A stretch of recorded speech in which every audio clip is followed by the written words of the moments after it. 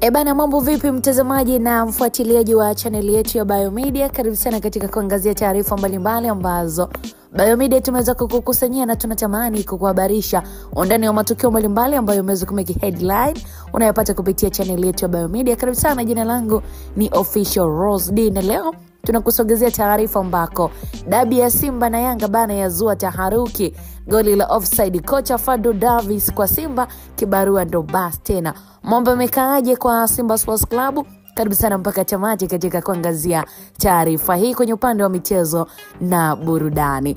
Huyu ni kocha wa Simba Sports Club Fadlu Davis ambaye anaendelea kukumbwa na changamoto kubwa kiukweli kupata ushindi dhidi ya mahasimu wao wa jadi Yanga Sports Club tangu waweze kuchukua mikoba ya kuinoa timu hiyo vyema kabisa. Na katika mechi ya hivi karibuni ya Ngao ya Jamii bana ambayo imechezwa tarehe 16 ya mwezi Septemba, yani siku ya jana, Simba wao waliweza kupoteza kwa kuchapwa kipigo cha bao 1-0 na kuongeza rekodi ya kutopata ushindi dhidi ya Yanga chini ya uongozi wake Fadlu Davis kwa michezo kama 4 sasa hivi mfululizo. Na tangu ajiunge na Simba, Fadlu Davis amekutana na Yanga mara kadhaa kwenye mechi za mashindano mbalimbali, lakini kikweli hajaweza kufanikiwa kuibuka na ushindi hata mara moja. Na hali hii basi imeweza kuzua maswali mengi sana miongoni mwa mashabiki wa Simba Sports Club kuhusiana na uwezo wa kuziongoza timu katika mechi kubwa za ushindani wa jadi.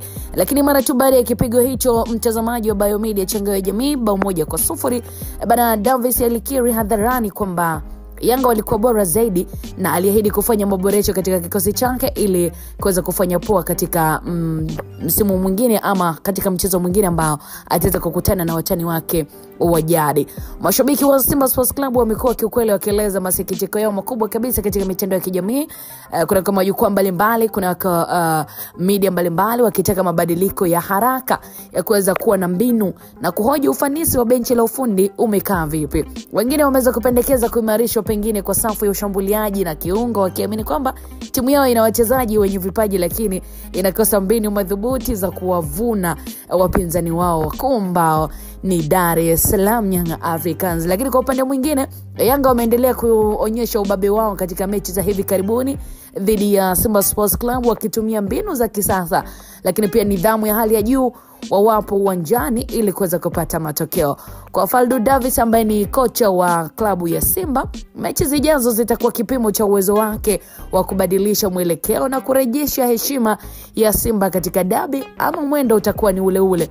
Tunasubiri kuona mambo yatakuaje. Right now kibarua chake kipo hati kuisha ama kuendelea kwa namna ambavyo mashabiki wameonyeshwa kutoridhishwa kabisa na namna ambavyo anainoa timu na kikosi cha Simba Sports Club.